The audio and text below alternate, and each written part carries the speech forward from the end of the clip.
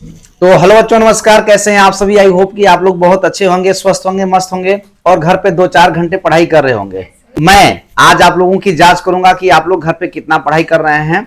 जिस बच्चे से भी पूछिए कि हाँ घर पे कितना पढ़ाई करते हो, तो हर बच्चा बोलता है कि सर मैं घर पे 1 घंटा 2 घंटा 4 घंटा पढ़ता हूँ। आज यहाँ पे बहुत सारे बच्चे बैठे हुए हैं और हम उनसे कुछ क्वेश्चन करेंगे, कुछ सवाल करेंगे और हम जानेंगे कि वो वास्तव में घर पे पढ़ रहे हैं कि नहीं पढ़ रहे हैं।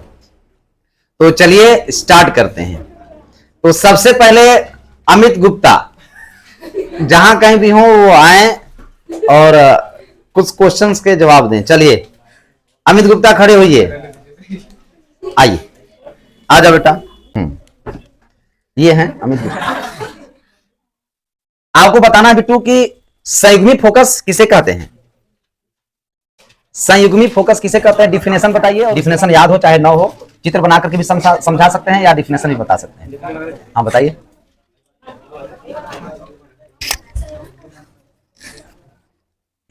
इधर इधर देख के बोलिए। लजाओ मत, बोलो।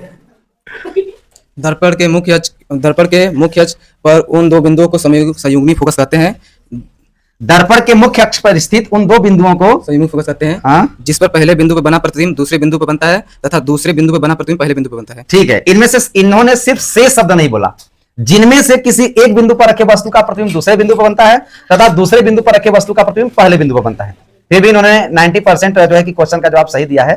ठीक है, चलिए आपसे एक क्वेश्चन और करते हैं। आप ये बताइए कि एक वस्तु है और वह वस्तु कहां स्थित है? वह वस्तु स्थित है जब वस्तु अवतल दर्पण के सामने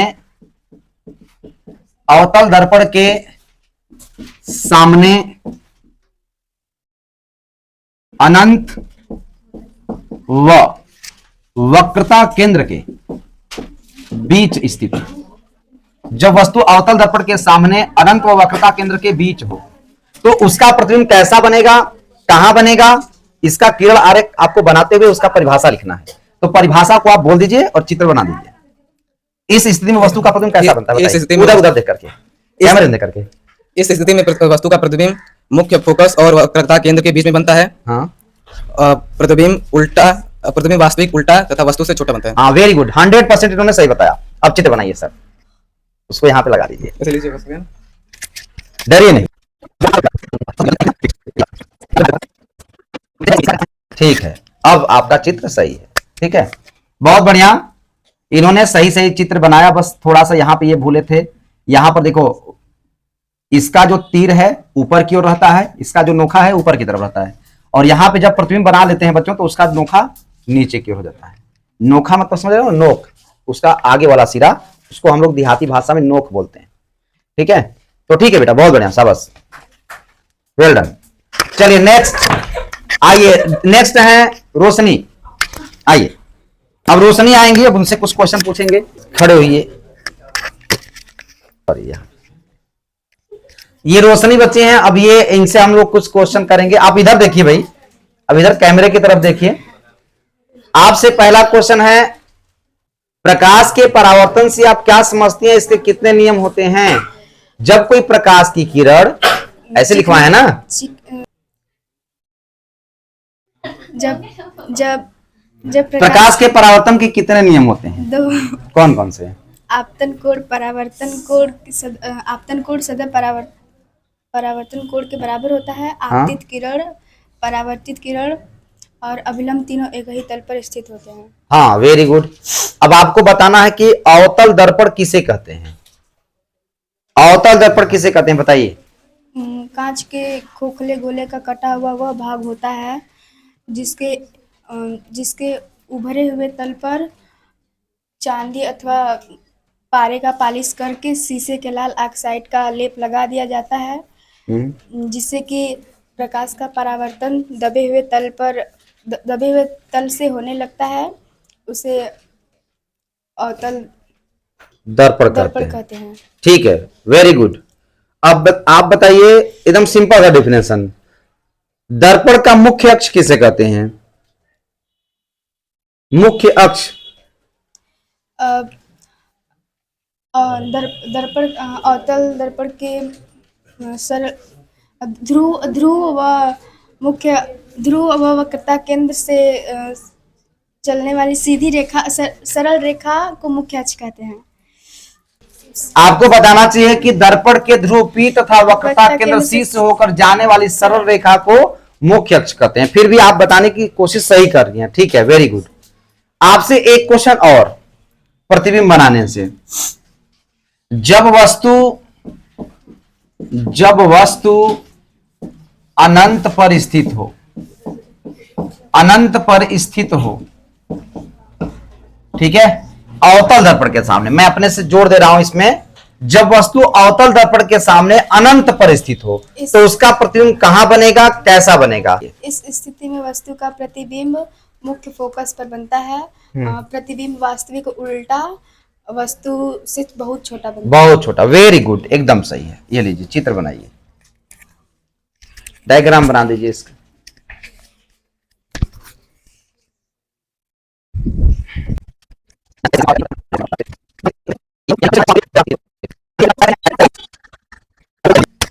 अच्छे से तैयारी करिए। आप 5 नंबर में 3 नंबर पाई हैं, जाइए। तो भाई ये थी रोशनी बच्ची, कुछ नहीं। चलिए अंश विश्वकर्मा नहीं आया क्या आज? अंश आज नहीं आए हैं? अरे अंश आए हैं भाई, आइए, ये लीजिए, ये पकड़ो बेटा, बढ़िया से डिफिनेशन बताइए। सबसे पहले आप बताइए संयुग्मी फोकस किसे कहते हैं? मोस्ट इंपॉर्टेंट क्वेश्चन है, परीक्षा में पूछा जाता है। संयुग्मी फोकस, हाँ, दर्पण के मुख्य अक्ष पर स्थित उन दो बिंदुओं को संयुग्मी फोकस कहते हैं जिनमें एक बिंदु पर बने वस्तु का प्रतिबिंब दूसरे बिंदु पर तथा दूसरे बिंदु पर बने वस्तु का प्रतिबिंब पहले बिंदु पर बनता है। वेरी गुड, शाबाश, बहुत बढ़िया। अब आपसे दूसरा क्वेश्चन है, दर्पण का ध्रुव किसे कहते हैं बेटा? सिंपल सा डिफिनेशन है। दर्पण का ध्रुव, हाँ, सोच करके बोलो, एकदम बहुत आसान सा डिफिनेशन। दर्पण के परावर्तक सतह के केंद्र को दर्पण का ध्रुव कहते हैं।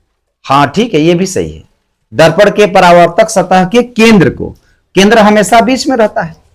चलिए ठीक है, वेरी गुड। अब आपसे एक किरण आरेख से रिलेटेड क्वेश्चन पूछता हूं। गोलीय दर्पण द्वारा किरण आरेख खींचने के कितने नियम होते हैं? गोलीय दर्पण पर, हाँ, गोलीय दर्पण द्वारा किरण आरेख खींचने के कितने नियम होते हैं? उन नियमों को डिफाइन कीजिए। 3 नियम होते हैं। कौन कौन से? पहला नियम बताइए। हाँ, अवतल दर्पण में मुख्य अक्ष के समांतर आती हुई प्रकाश की किरण मुख्य फोकस से होकर जाती है तथा उत्तल दर्पण में आती हुई प्रतीत होती है। हाँ, वेरी गुड, इतना भी बोल देंगे तो भी चल जाएगा। दूसरा नियम बताइए। चल जाएगा, नहीं सही। हाँ, दूसरा बोलिए। दूसरा मतलब नंबरिंग में हो सकता है ना, कि जो तीसरा, कोई दिक्कत नहीं है, वो दूसरा तीसरा कोई भी बोल सकते हैं आप। ठीक है। 3 नियम होते हैं, तीनों को आपको बोलना है। पहला आपने बोल दिया, दूसरा बोलिए। दर्पण के वक्रता केंद्र से होकर जाती हुई प्रकाश की किरण परावर्तन के पश्चात उसी मार्ग में वापस लौट जाती है। वेरी गुड, शाबाश। अवतल दर्पण में, अवतल दर्पण में, ठीक। हाँ। और उत्तल दर्पण में प्रकाश वक्रता केंद्र की ओर आती हुई प्रतीत होने वाली प्रकाश की किरण दर्पण से परावर्तन के पश्चात उसी मार्ग में वापस लौट जाती है। हाँ ठीक है, चाहे आती हुई बोलिए चाहे जाती हुई बोलिए। अवतल दर्पण के वक्रता केंद्र की तरफ जाती हुई प्रतीत होने वाली प्रकाश के दर्पण से परावर्तन के पश्चात उसी मार्ग में वापस लौट जाती है, ऐसे भी बोल सकते हैं। चाहे आती हुई बोलेंगे तो भी कोई दिक्कत नहीं है। 2 नियम एकदम सही बताया आपने। तीसरा नियम बताइए। हाँ। सोच के बोलो। दर्पण के मुख्य फोकस से होकर जाने वाली प्रकाश की किरण, अवतल दर्पण के, हाँ, अवतल दर्पण में मुख्य फोकस से होकर जाने वाली प्रकाश की किरण दर्पण से परावर्तन के पश्चात मुख्य अक्ष के समांतर हो जाती है। हाँ, वेरी गुड। जबकि उत्तल दर्पण में, हाँ, बता रहा हूं थोड़ा सा। जबकि उत्तल दर्पण में मुख्य फोकस से होकर जाती हुई प्रतीत होने वाली प्रकाश की किरण, मुख्य फोकस की तरफ जाती हुई प्रतीत होने वाली, हाँ, जाती हुई प्रतीत होने वाली प्रकाश की किरण परावर्तन के पश्चात मुख्य अक्ष के समांतर हो जाती है। हाँ, वेरी गुड, शाबाश, वेरी गुड। अब तक सबसे बढ़िया इन्होंने जवाब दिया है। चलिए अब आपसे एक चित्र बनाने वाला क्वेश्चन पूछ लेता हूं, उसको बना करके आप चले जाइए।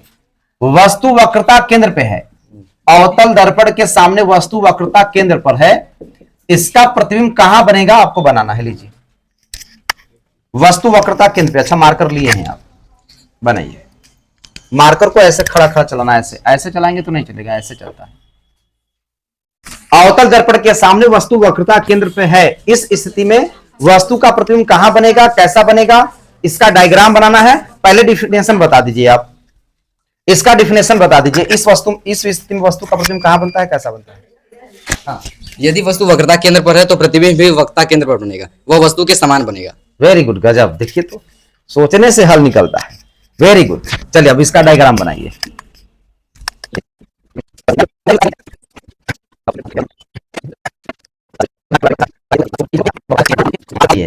देखिए इस स्थिति में वस्तु का प्रतिबिंब कहां बन रहा है? वक्रता केंद्र पर ही बन रहा है। प्रतिबिंब वास्तविक उल्टा और वस्तु के बराबर बनता है। बहुत बढ़िया, वेल डन, शाबाश। जाइए। सही ना? हाँ एकदम सही। चलिए नेक्स्ट। और अब गर्ल्स की बारी है भाई। अब गर्ल्स की तरफ से आ रही हैं। आइए, कोई बच्ची आना चाहती है? आ जाओ बेटा। वेरी गुड, वाह रुचि वाह।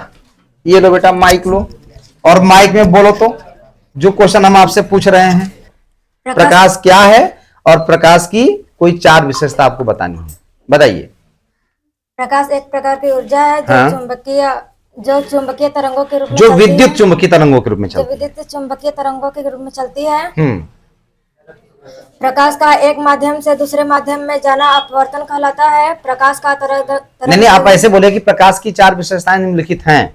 प्रकाश की 4 विशेषताएं निम्नलिखित है। प्रकाश का एक माध्यम से दूसरे माध्यम में जाने पर अपवर्तन होता है। प्रकाश का तरंगदैर्घ्य 4000 एंगस्ट्रॉन से 8000 एंगस्ट्रॉन होता है। प्रकाश विद्युत चुंबकीय तरंगों के रूप में चलती है। प्रकाश स्वयं नहीं दिखाई देती है परंतु वस्तुओं को देखने में सहायता प्रदान करती है। ठीक है, बहुत बढ़िया। प्रकाश की चाल कितनी होती है बेटा? 3 गुणे 8 के घात 10 मीटर। गलत गलत गलत, आप घबरा के मत बोलिए, आराम से सोच करके बोलिए एकदम। प्रकाश की चाल कितनी होती है? 30 करोड़ मीटर प्रति सेकेंड। वेरी गुड, सही है। 30 करोड़ मीटर प्रति सेकंड बोलिए, चाहे 3 लाख किलोमीटर प्रति सेकंड बोलिए, बात एक ही है। अब चलिए आपसे कुछ क्वेश्चन और पूछते हैं। आप बताइए गोलीय दर्पण किसे कहते हैं? गोलीय दर्पण बताइए जल्दी से। गोलीय दर्पण, हाँ। कांच के खोखले गोले का कटा हुआ वह भाग जिसके एक सतह पर चांदी अथवा पारे का पालिश करके शीशे के लाल ऑक्साइड का लेप चढ़ा दिया जाता है, जिससे प्रकाश का परावर्तन दूसरे तल से होने लगता है, उसे गोलीय दर्पण कहते हैं। शाबाश, वेरी गुड। गोलीय दर्पण कितने प्रकार का होता है बेटा? 2। कौन कौन? अवतल और उत्तल। दर्पण कितने प्रकार का होता है? दर्पण 2 प्रकार का। कौन कौन सा? समतल दर्पण, गोलीय दर्पण। हाँ वेरी गुड, शाबाश। अब आपसे एक क्वेश्चन चित्र से, किरण आरेख से। अवतल दर्पण के सामने एक वस्तु वक्रता केंद्र व मुख्य फोकस, वक्रता केंद्र व मुख्य फोकस के बीच में रखी है, ठीक है। यहां पे अवतल दर्पण लिखना है, अवतल दर्पण।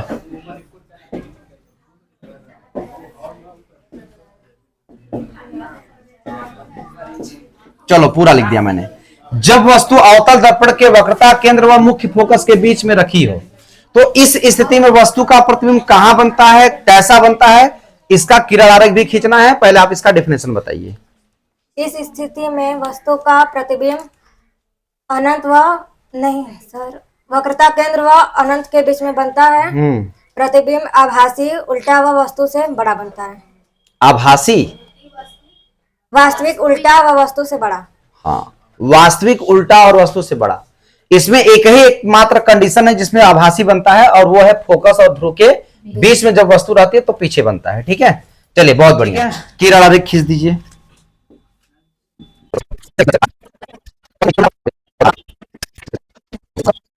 शाबाश, बहुत बढ़िया।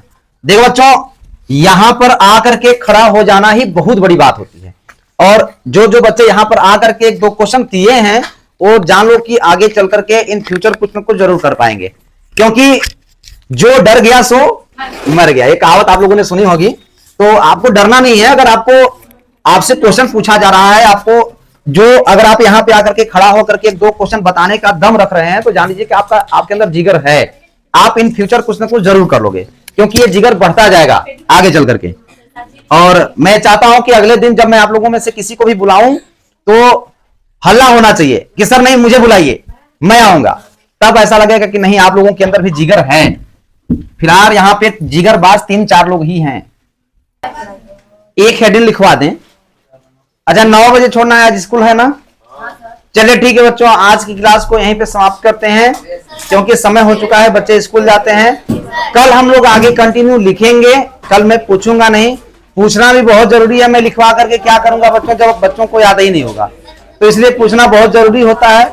आज मैंने कुछ बच्चों से क्वेश्चन किए, कुछ बच्चों ने जवाब दिया, बहुत अच्छा लगा। कल इसके आगे हम लोग कंटिन्यू लिखेंगे। अब चलिए आप लोग मैथ निकालिए, मैथ पढ़ते हैं।